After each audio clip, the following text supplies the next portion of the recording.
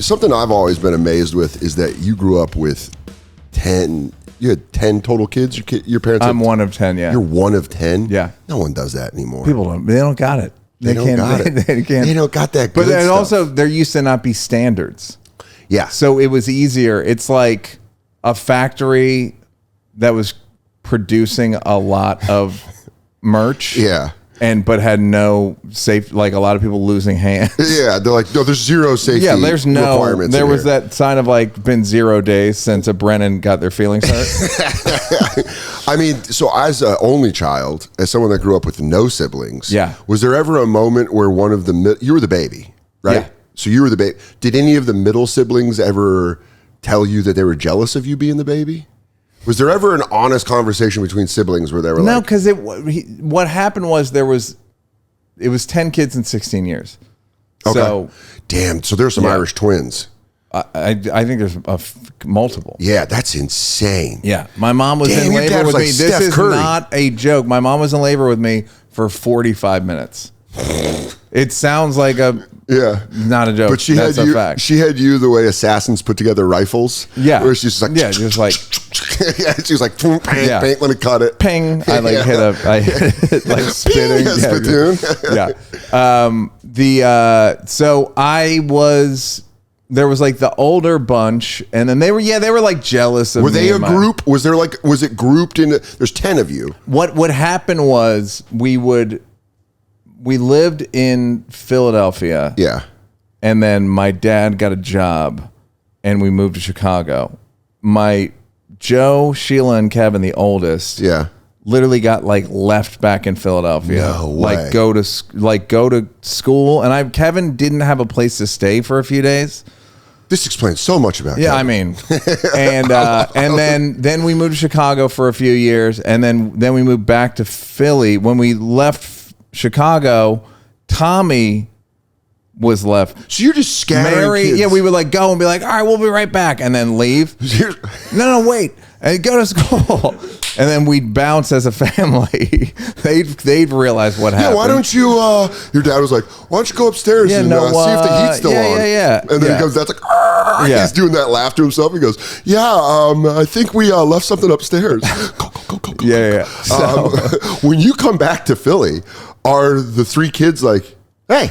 Yeah, like, hey, what happened? What the fuck? What the fuck Where'd was you that? go? I've been at Wawa waiting. Yeah. So there was that thing, and there was a bit of like me and my brother Danny were like the softy twins. Really? They called, but at the same time, like my dad was still an abusive alcoholic, so it's like they also knew it was like a different form of psychological terror. You were catching like there was an explosion at the abuse factory. You know, they always go like, there's an explosion at the flavor factory. You're like, at the abuse factory, we're fusing mental and physical. And you're oh, cool. So that was like, and it was also, there were fewer people around. Yeah. So he could really hone his craft. You really got to see what was happening. Yeah, because I bet with that many kids, when you have an abusive parent, there's probably a lot of like a fog of confusion because you don't know who's setting them off or what's setting them off. No one's setting them off. Oh, that's so it's great. All nonsense. Yeah. It's all nonsense. It's no like, well, that was justified. Yeah. It was never justified. And I gotta say, like, I had a clip do well about me and Jimmy Carr talking about my childhood, and like I don't really think about it that much anymore. Yeah. Like I was hung up on it, and then at a certain point you just get like, you're a comic, right? Self-pity is the engine. The whole That's the name thing. of the game. Self-pity, and then we get revenge. Yeah. And if you're good enough at it, they give you $1 billion. God, it's like a mix of... If you're pretty good, they give a few million. And if you're all right, you're at Zany's this whatever. weekend. You have pockets in your house, whatever. Three pretty nice cameras and good 2 big lights. Do you... some memorabilia, he got an Amazon podcast background. Yeah. This is actually a curtain that you pull down. It's just back and there's nothing there. And it's all Hulk Hogan. And, all these tchotchkes? Yeah. Get the fuck out of here. So I don't, now I judge my parents and my mom specifically. I'm like, effort and level of difficulty. It's a good high level of difficulty, impossible situation, and she made a good effort. Yeah. You so, were like the results were uneven, but like, I just can't. It's like at a certain point, it's like, I don't know, man. You know, in figure skating, when they give like, if you try like a triple axel and you don't land it, they're like, no, but the degree of difficulty, you like tried the hardest thing. Yeah. Like 10 kids is the triple axel of parenting. It's the one that you're not allowed to do. They go, no.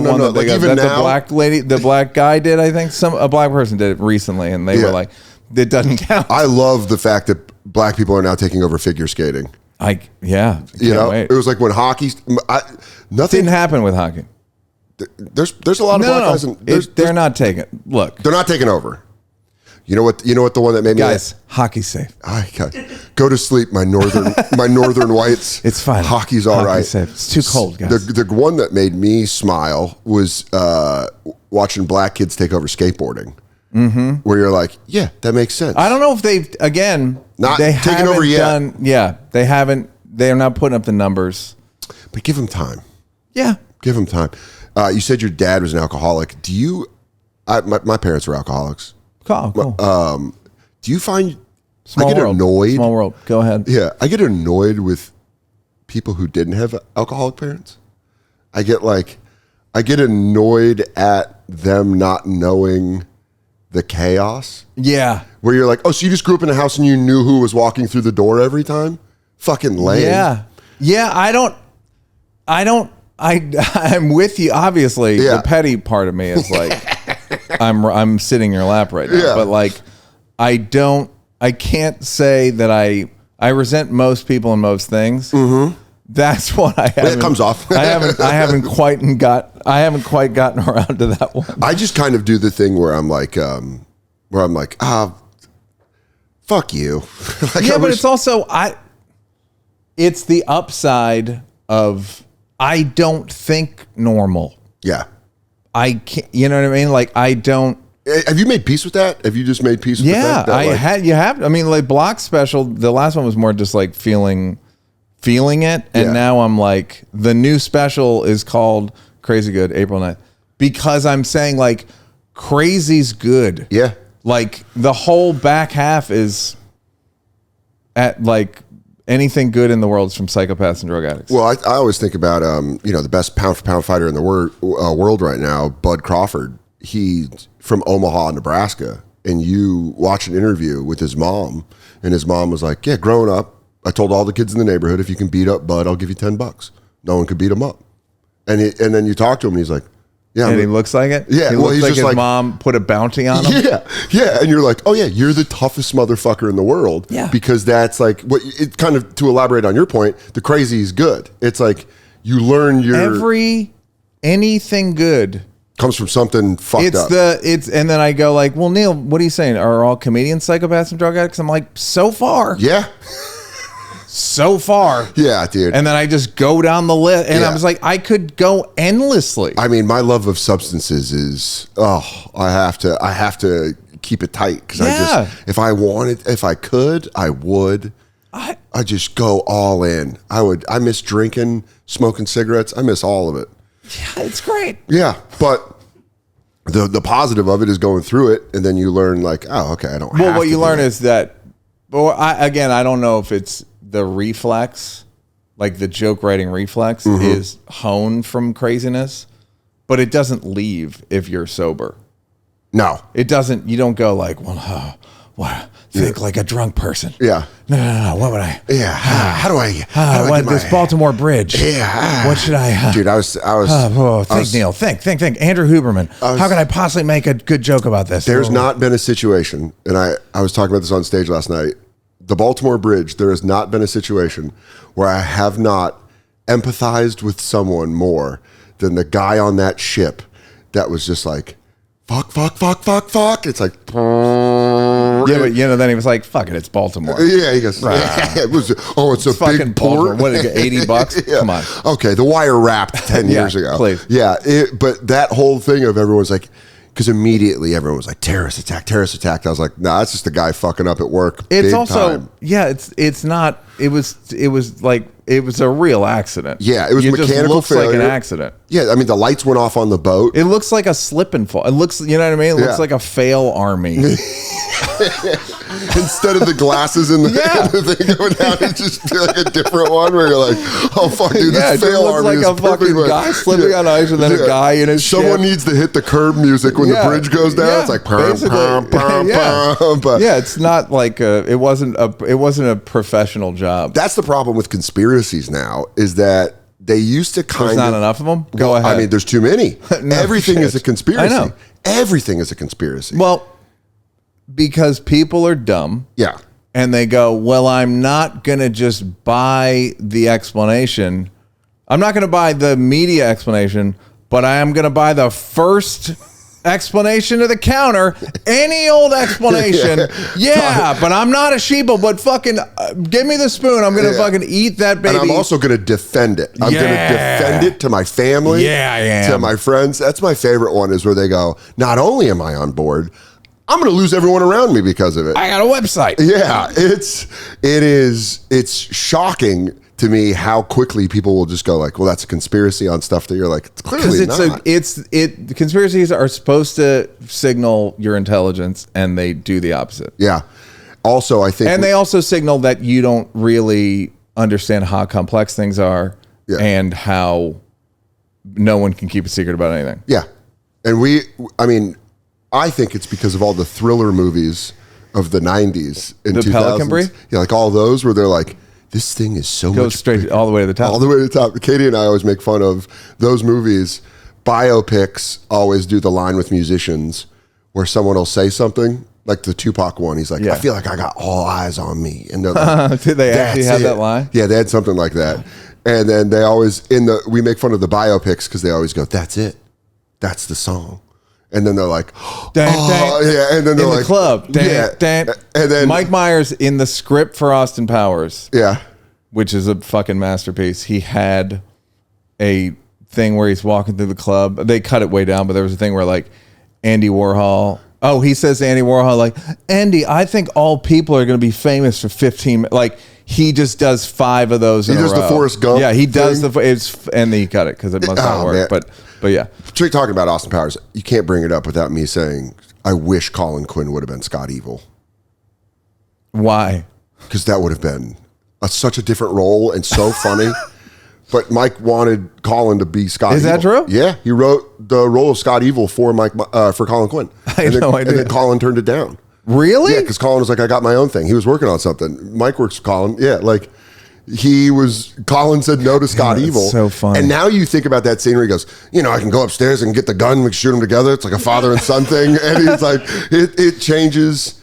It's so funny because it's a meta joke on the joke he did. Yeah. It's like the real, because Seth Green did my podcast, we talked about it. Like Seth Green's amazing, by the way. He's great, but it's a different, that's very funny. It's a different character. Because Colin's kind of is older than Mike, which is funny. Yeah, but it would have been funny to have it, like, Colin would have played such a great 30-year-old son. It's like a deadbeat son. Yeah, it's just so like, fucking funny. Just a shithead from Brooklyn. Yeah. But like, what are you doing here? Yeah, he's like, I don't know, Dad. I just want you to be friends with me. He's like, I don't fucking know.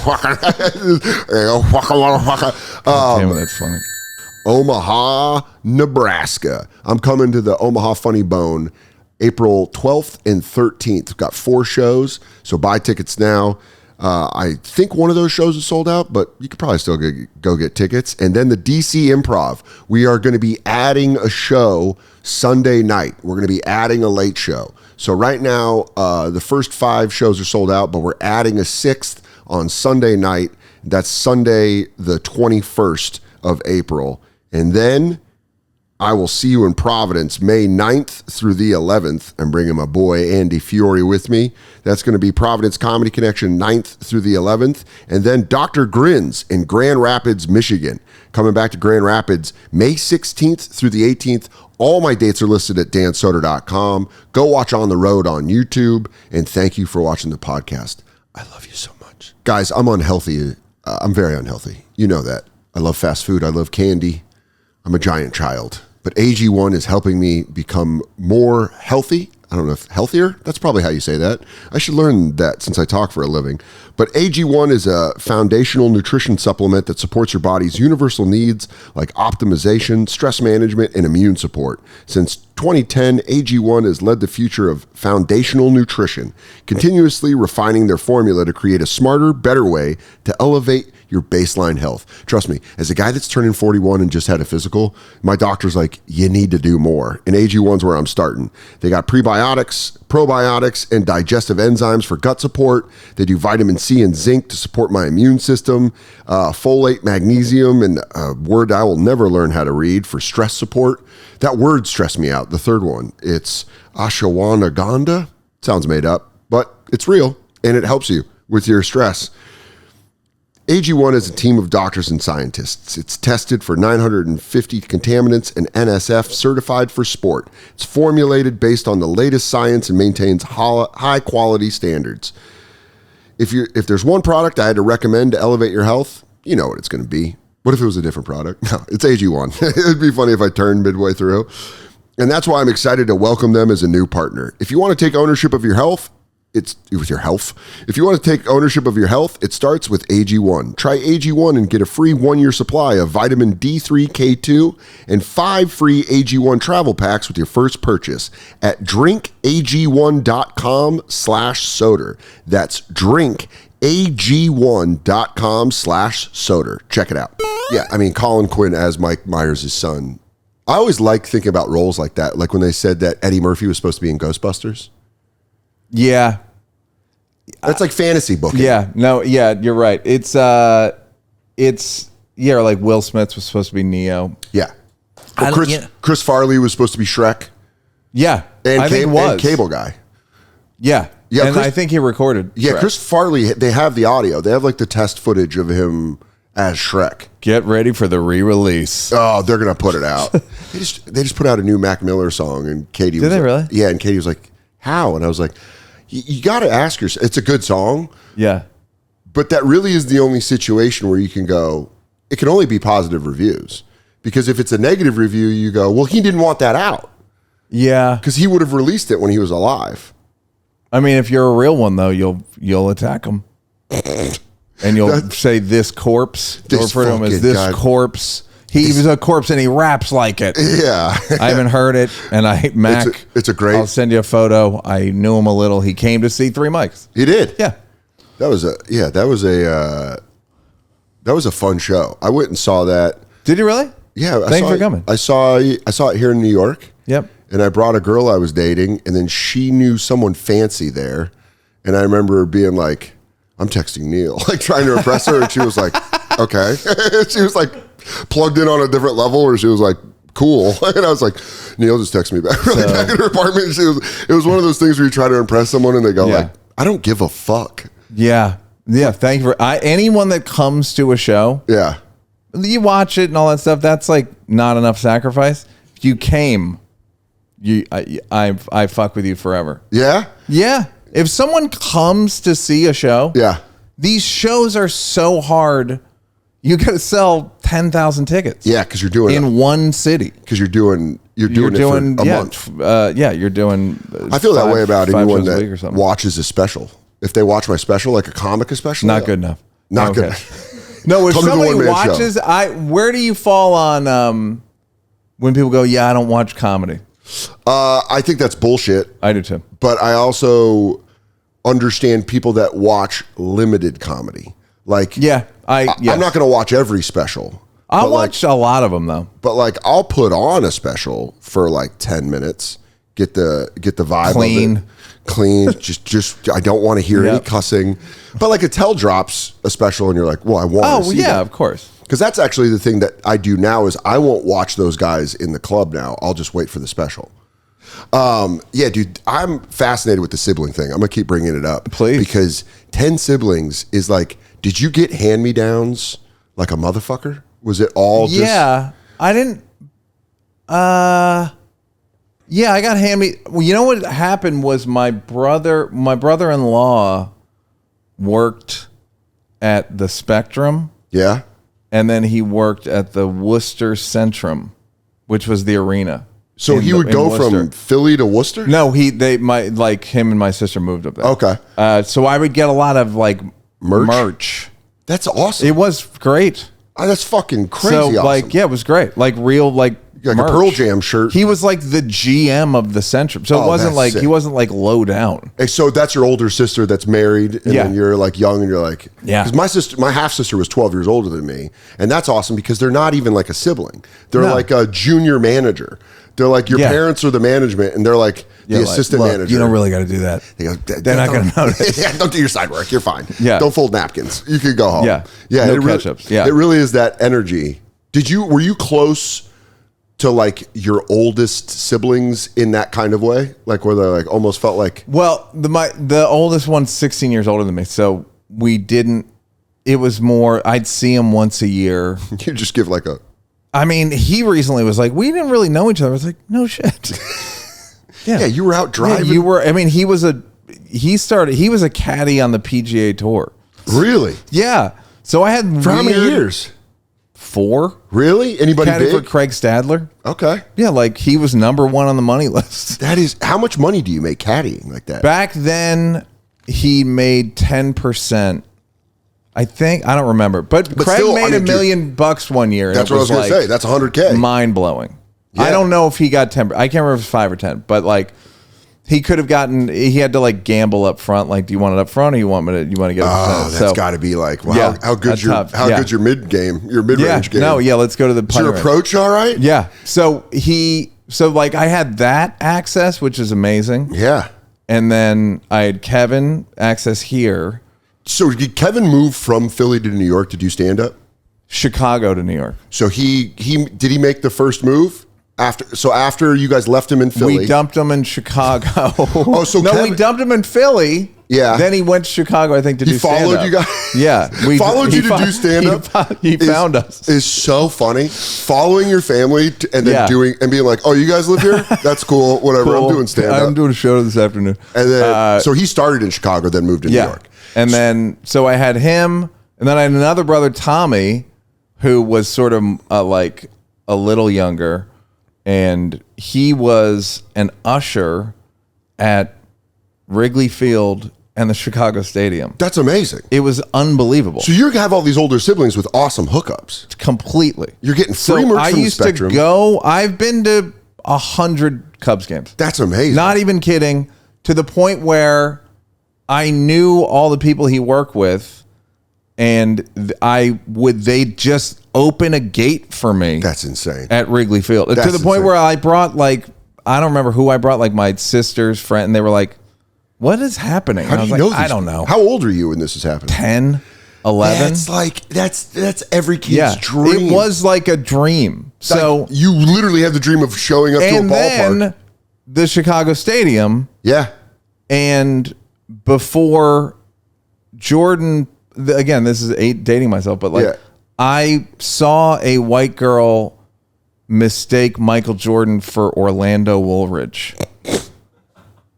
That's how long ago this was. Before Jordan was Jordan. How old are you? Yeah. A girl said, hey, are you Orlando Woolridge? And he went, no, I'm Michael Jordan. Literally, and he said, like a biopic.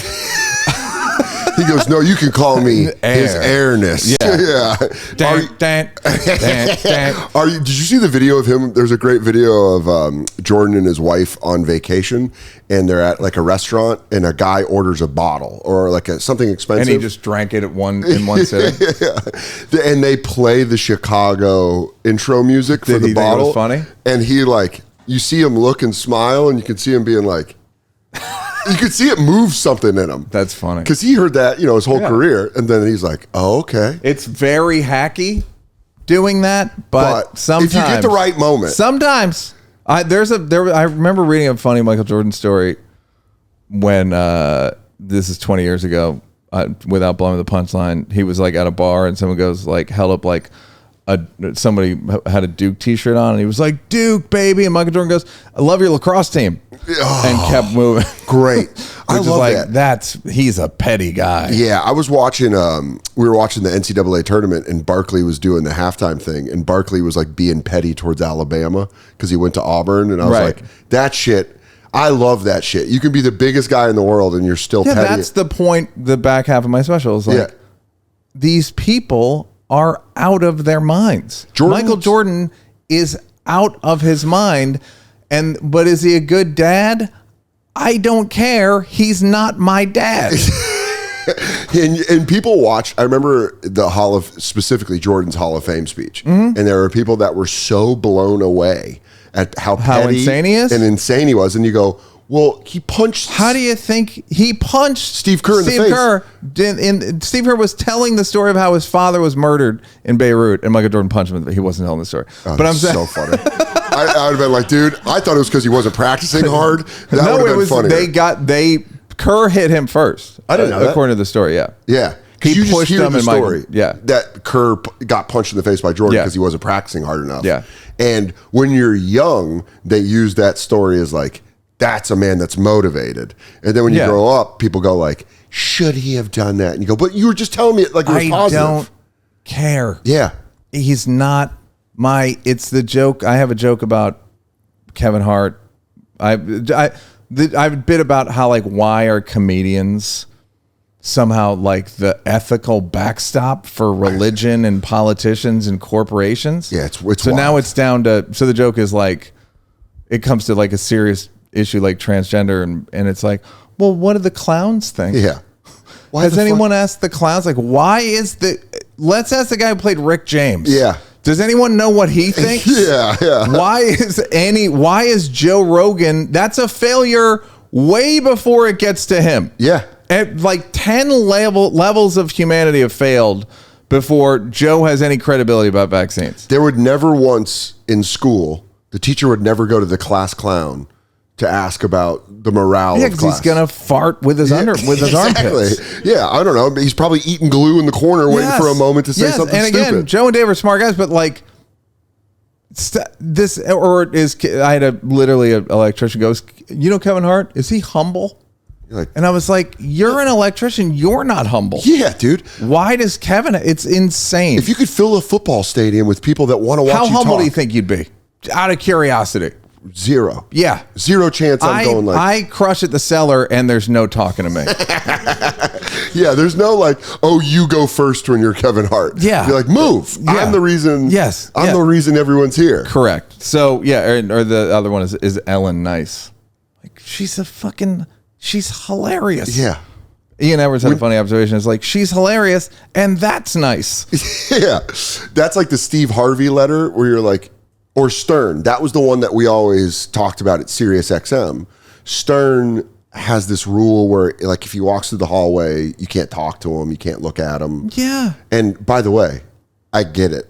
Because you're like, the guy's done radio for 40 years. There's nothing you could say to him that would be interesting. At his level, he just wants to walk to the studio. Yep. He doesn't want to have...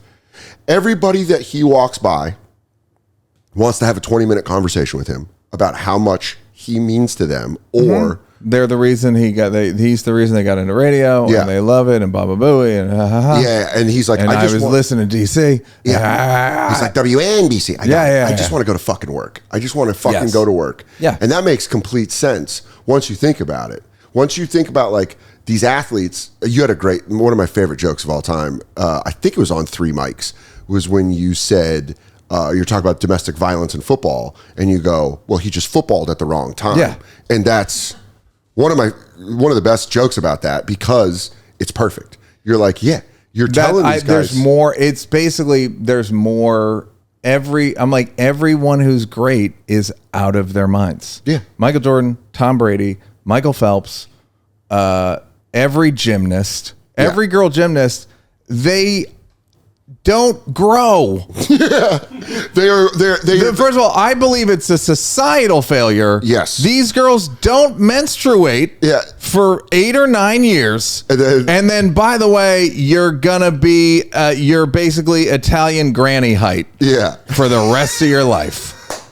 For the rest of your life, and you're Italian granny height. You're a big midget. Yes. And by the way, you're only getting money if you come in first, and you're going to get money for 6 weeks. That's nuts. And then back to wherever you came from. It's insane. The insanity that people don't acknowledge up front is what's aggravating, because if you acknowledged the insanity of all that up front, then everything that followed, you'd be like, well, yeah, because by the way, we said it was crazy, and they were getting molested. Yeah, by the doctor, the guy supposed to fix them. The doctor, and I tried this joke. It was too. I go, imagine The Last Dance, and Jerry Krause is molesting them. Pippin's going insane. Well, I think I want to leave, but then he says that I can't. Exactly. Like, he says I won't be safe with them. Yeah. So they're all like, and I have a figure skating bit. Those girls look like, it's crazy. Hey guys, just want to let you know that this show is sponsored by BetterHelp. Listen, I'm gonna tell you right now. How's your social battery been right now? Are you drained? Is your battery on empty? Is it on low? Do you need to refuel? It can be easy to ignore our social battery and spread ourselves thin, especially with social gatherings picking up now that spring is here, summer's coming around the corner, there's going to be barbecues all over the time. Right? What's the right amount of socializing for you, and how do you recharge? Maybe you thrive around people, or maybe you need some time alone. Therapy can give you the self-awareness to build a social life that doesn't drain your battery. If you've benefited from, I'm telling you, as someone that's benefited from therapy, it's the way to go. You just kind of learn how your engine works better. You kind of learn how to fix your own engine. And in maintenance, you want to make sure your engine doesn't blow out. So make sure you check out BetterHelp to find a therapist that can help you learn your engine. That's all therapists are. They're just brain mechanics. If you're thinking of starting therapy, give BetterHelp a try. It's entirely online, designed to be convenient, flexible, and suited to your schedule. Just fill out a brief questionnaire to get matched with a licensed therapist and switch therapists anytime for no additional charge. Find your sweet spot with BetterHelp. Visit BetterHelp.com/Soder today to get 10% off your first month. That's BetterHelp, HELP.com/Soder.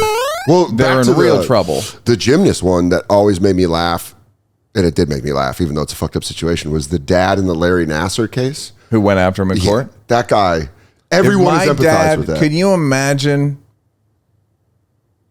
Would you ever be mad at your dad again after that? No. The guy, what a real one. He did it. He did it. That's all you wanted dad to do. And he did the awkward thing. Lunge. He didn't look good doing it. Was it this one? Yeah. And the part that would have won my heart over forever from my father is when he's trying to talk, but the bailiff has his knee in his neck. So he's doing that thing where he's going, but I'd be like, I love you, Dad. I love you so. When he's looking up at you, he's like, I'm trying to fucking kill the guy. Happy Father's Day. My dad wouldn't have shown up. My dad, I would have gotten molested. My dad would have been like stirring his drink with his finger, and he'd been like, "That was today." Just hearing those. Well, what happens? You guilty or what? He goes, "Did you fuck my kid?" Ah, shit. All right. Well, you know what? I think I can call off the poker game tonight. Yeah. Are you good or what?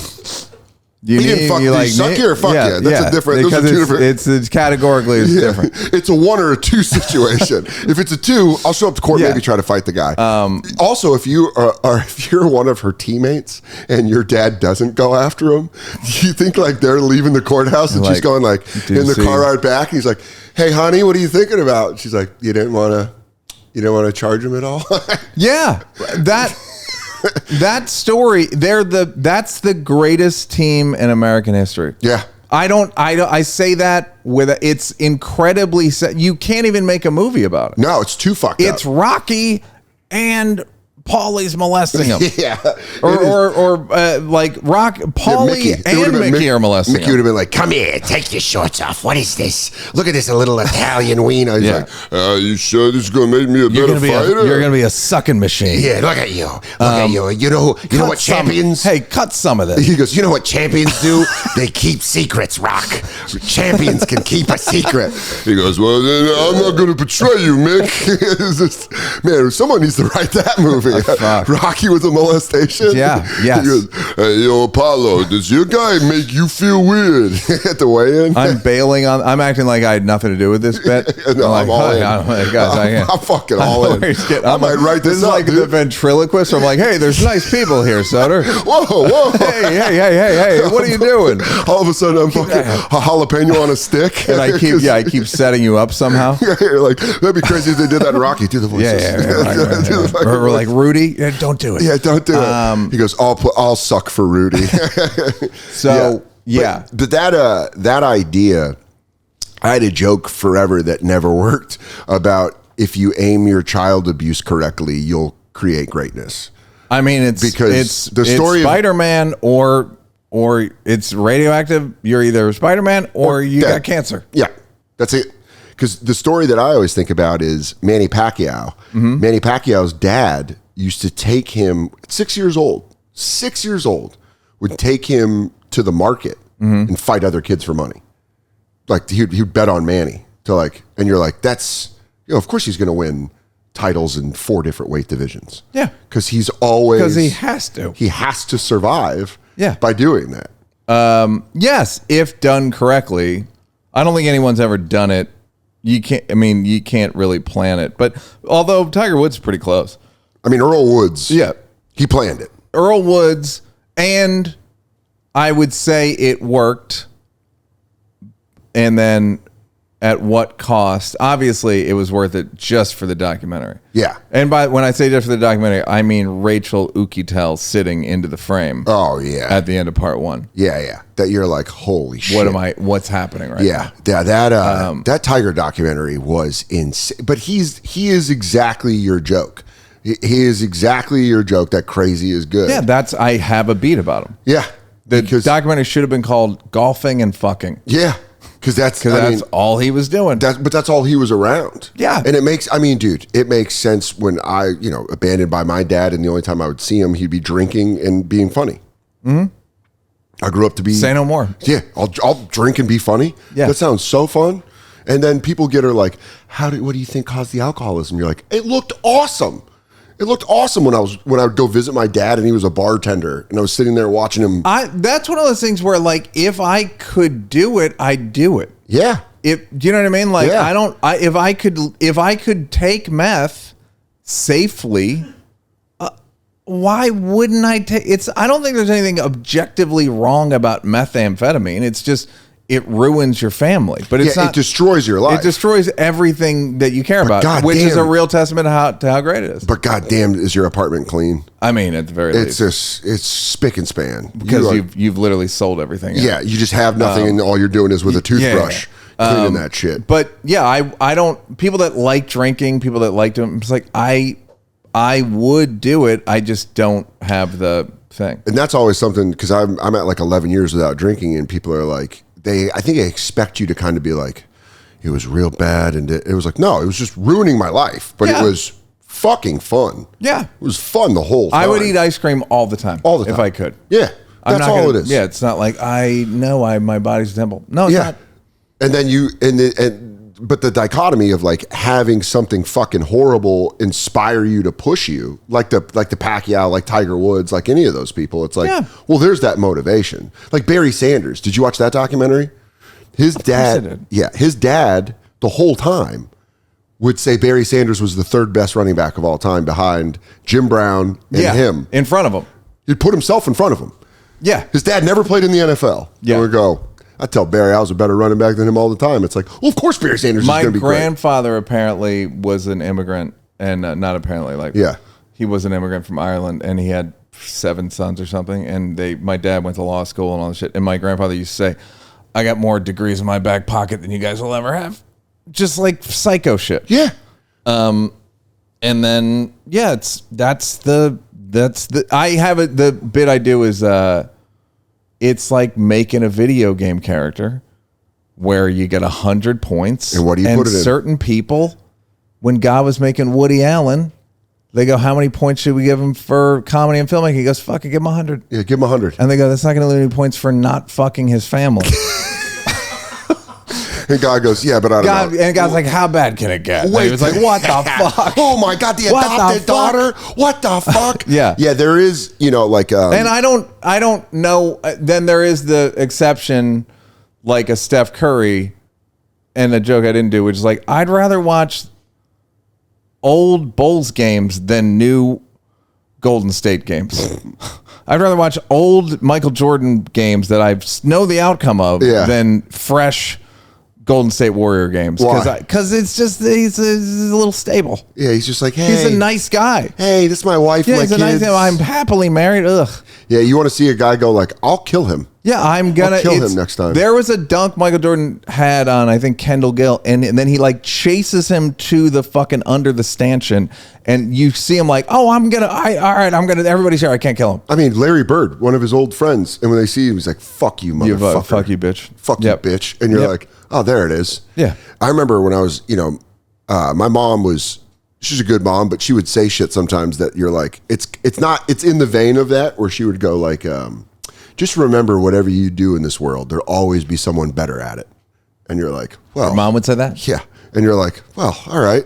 That's a good thing to tell a kid. Yeah, I guess it's. But it worked.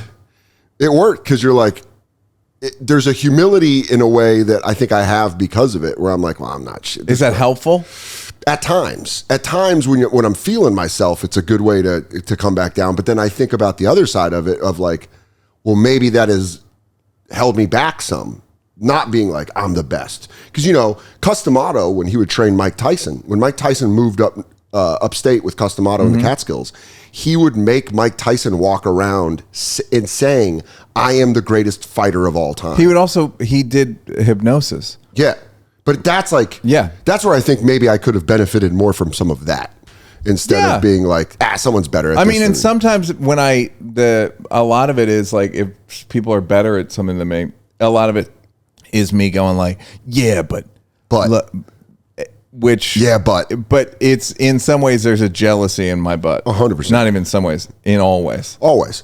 And what's crazy is admitting jealousy, I think, has somehow turned into this like weakness when it's an honesty that could probably help a lot of people if you're like, I'm jealous. Because I think everyone feels it. Yeah, I think people are jealous. I think part of the thing of like Joe and Dave and Ellen and Kevin, all these people, like, it's like, because you're jealous that it's the thing I always say about Kim and Kanye. They're doing the thing that you want to do better than you could do. Kim Kardashian is the most successful porn star of all time. There's not even a close second. It's not a close by a factor of $1 billion. Yeah, she made $1 billion off fucking on film. And Kanye is a 100-year talent for music. It's unbelievable. So people when they would shit on him, it's like, you're just jealous. You want to go viral. What do you want? You want her fame, and you work at Chipotle. Yeah. So and you're like, this bitch, this bitch. What's even her talent? What's your talent? You go fuck on film. Why did you spend an hour yesterday opening a YouTube channel? Yeah, you sell ma'am. You sell a sex tape. No one's buying that. No one could have done what she did. No, her sex tape was shot by her mom. That's like that. Crazy. It wasn't shot by, but it was produced. That's still. Look, if we're gonna give credit, the fact Ray J is due. Ray J was the cameraman. Ray J really did the crew part, and then the star of the film. Good composition. Yeah, lighting. I would have gone up an f stop. This is just your director. Yeah, I would have gone up an f stop. I don't know. I probably would have shot. You're doing this thing. Exactly. Probably would have done a couple different camera angles on it. Yeah. I always think of that because I always wanted to do that thing where I never admitted I was jealous. And then it ended up becoming like a back end, started backing up, and it wasn't getting out of me, and it was like kind of turning toxic without going like, yeah, I'm jealous of that. If you just like kind of let it out, it's hard. Like a fart. I think the hard part of the sort of, not the silent killer, but there's like class differences in comedy, and they're not necessarily money. Yeah. But there's class differences in terms of like where you're streaming, how many tickets you're selling. Oh, ticket sales are the number one thing. Yeah. That's the class differential right there. And like, it's just a little, people who do arenas kind of want to just hang out with people who do arenas. Joe List had my fucking favorite line, and he said it last night at New York Comedy Club, where he goes, I'm doing better than 99% of comics, and the 1% are my closest friends. Yeah. And it drives me nuts. He's like, and you're like, yeah, there it is. There's the whole thing where you're like, and it's hard he's like the junior, like, hey, Scooter. Hey, good job, buddy. You sold out. Just sell 1,000 seats. That's me. Me and Joe. How much radio did you do, little buddy? Yeah, I'm surprised Burr doesn't talk to me with both his hands on his knees, like, hey, buddy. Oh, you sold out 3 Burr out of 5. actually is very good about not in like letting that sink in. Really? In my experience. Yeah, I don't know. He's the humblest person that's ever done Fenway Park. It's a good point. Like, it's a good point. He did Fenway. He doesn't run the light, and he puts in for spots. I mean, that's amazing. Yeah. That's amazing. Yeah. Putting in for spots and not running the light when you're that big. Ray Romano does that. Well, he'll call the seller and go, is it cool if I do 15 minutes?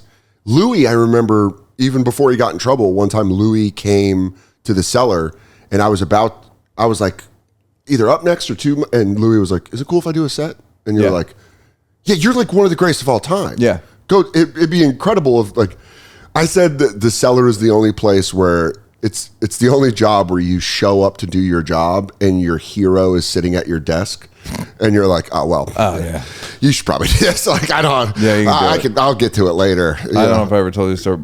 Chappelle went on before me. Yeah. And then I think Artie was emceeing, and he brought me up as a co-creator of Chappelle Show. And I go, normally that's a good credit. Yeah. Yeah.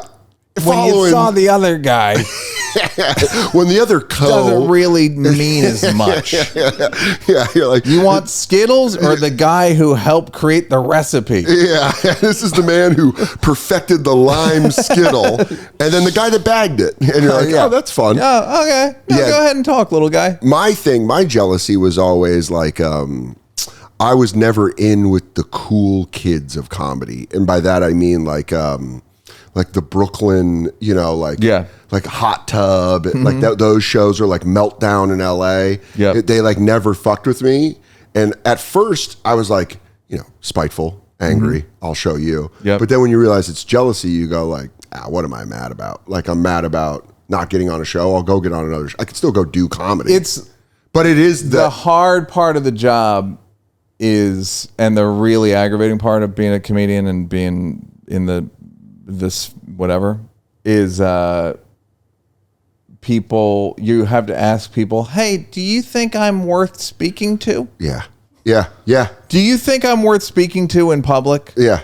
And sometimes they go, I don't at all. Don't care. I don't want you on my podcast. Yep. I don't want you on my TV show. I don't want you in my movie. That's all auditions. Yes. All auditions are going like, am I worth something? And they go, not this.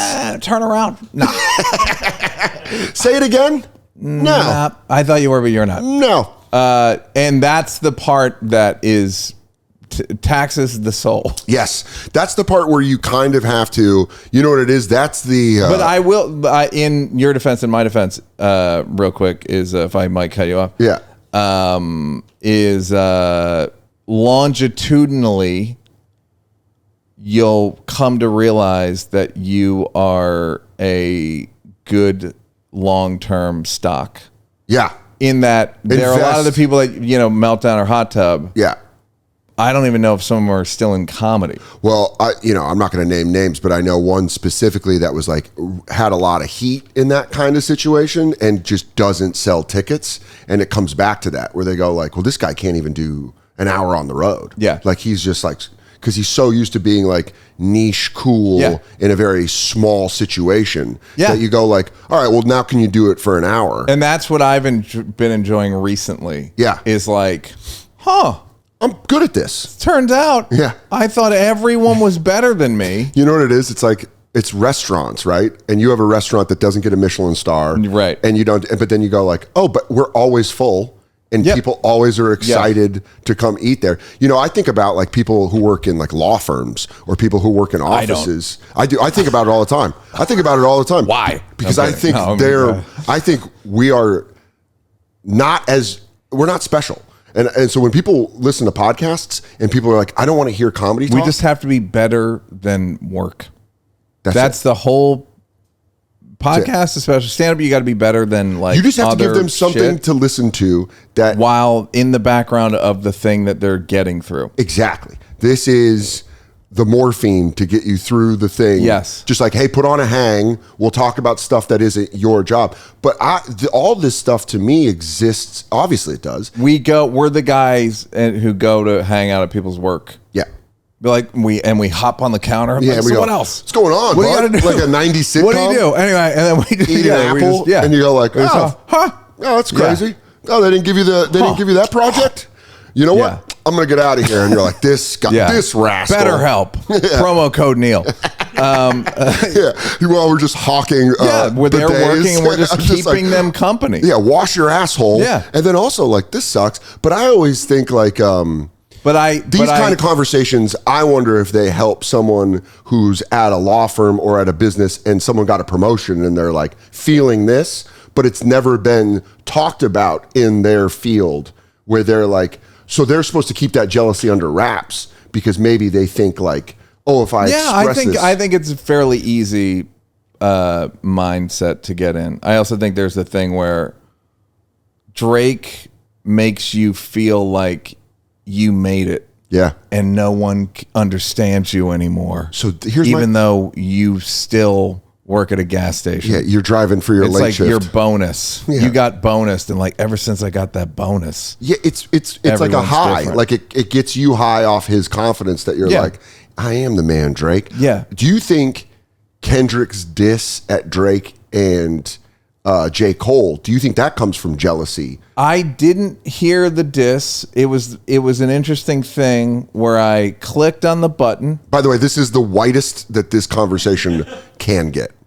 As us talking about this subject, this is the whitest I take. have a nice Kendrick thing, which is I do one of his songs in my special, and he cleared it. Which song? Mad City. Yacht. I have like I say it a few times. And he cleared it. He cleared it, but I didn't want to pay for it. But I just wanted him to clear it. That's it. That's such a I was going to close credits with it, but it was too much. I mean, I went through that with Jimmy Buffett on my HBO special. Why'd you just ruin my story? Jimmy Buffett is the Kendrick Lamarr of alcoholic rock. Why get that on me? Yeah. You splattered on me. But there's a feeling of when someone clears something. Get that partition. No. So he doesn't. Set it up. There's a feeling when you clear something that you go like, it's like the feeling in high school when the cute girl talked about you. Yeah. And you go like, so they know about me? Let me get to say. What did they say? Like, and it may not have ever gotten it, but somebody cleared it. Queens of the Stone Age cleared my favorite song of all time from my HBO special, and that's what I ended up getting. And in my head, I'm like, I wonder if they watched the special. I wonder if they thought it. And I'm like, no, it's a guy at a publishing company that was like, yeah, we'll do that. We'll clear that. You know, Josh likes comedy. I mean, he's my favorite. What they cleared? No one knows? In the Fade, off the album Rated R. How much? I don't know. Interesting. HBO didn't tell me. They just were like, it's cleared. We got it. But he's my favorite musician of all time. Josh Homme. Yep. And I love everything he does. From Caius to Queens to Desert Sessions. I was saying that to Burr last night at the Patrice benefit. I was like, you played drums at a benefit that Josh Homme this week, right? Like just earlier this week. Yeah. And Burr was like, yeah, and it was with two of the guys from Queens of the Stone Age. He goes, technically you were in Queens of the Stone Age for a song. And he's like, nah. And I was like, no, I'm counting that. Yeah. I'm counting that. Josh, those guys are great. Yeah, but that's like the thought that even Kendrick watched the special. Yeah, no, I wonder if he watched the clip or what I dealt with him a little bit in the past. He's the man. He's a fantastic rapper. Yeah, he's one of my favorite artists overall, just in general. But when he comes out with that, because we're talking about jealousy. I think that's do you think competition. It's a weird. I think it's probably if you're him, you get tired of being lumped with them, and you're kind of going like, "I'm better than them." Yeah, It's that Jordan thing. Yeah, it's the Clyde Drexler. Yeah, is like he's like, I'm not Dominique and Clyde. Yeah, like fucking. What are you talking about? I'm Michael fucking Jordan. I'm not Orlando Woolridge. That's what it is. Basically, yeah. Which leads us to the. I mean, what a lead in. New specials out April 9th. Yeah, on Netflix. Netflix, yeah. Fuck yeah. Always been one of my favorite comics to watch. You are fucking hilarious. You have jokes. If you don't want any of my emo shit, there isn't any. Yeah. If you don't want any of that queer emo shit I be doing. Dude, I love it. I love this is like Kiss wiping off the makeup. You go, no, we don't do that anymore. A guy we don't do that no more. DM'd me after he saw the show and was like, where were you? A guy was upset that I wasn't sadder. That's so funny. So I open the show by going like with a warning. That's so funny. Like, hey, if you came for me to be sad, I have some bad news. I'm going to have to do that with Macho Man impressions. Yeah. Like, no Macho Man. Sorry, guys. It's just me talking. Yeah. I'll do other voices, but none of Randy Savage. Yeah, bonus footage, whatever, for the Patreon. You fucking rule, Neal. Thanks for coming by, too, dude. Thanks for having me. Yeah.